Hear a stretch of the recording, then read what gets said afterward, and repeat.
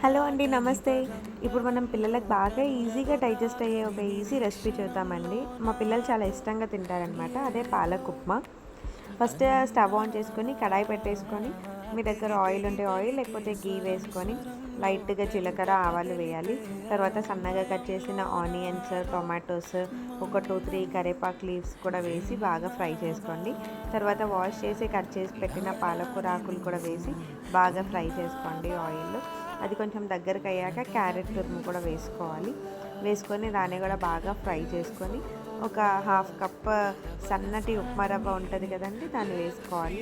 దాన్ని వేసుకొని దాన్ని కూడా ఉప్మా రవ్వ కొంచెం గోల్డ్ కలర్ వచ్చేదాకా ఫ్రై చేసుకొని వాటర్ పోసుకొని బాగా బాయిల్ చేసుకొని కొంచెం సెమీ సెమీ సాలిడ్గా ఉన్నప్పుడు స్టవ్ ఆఫ్ చేసుకొని గోరువెచ్చగా అయ్యాక పిల్లలకు పెట్టేసి చాలా హ్యాపీగా తినేస్తారు.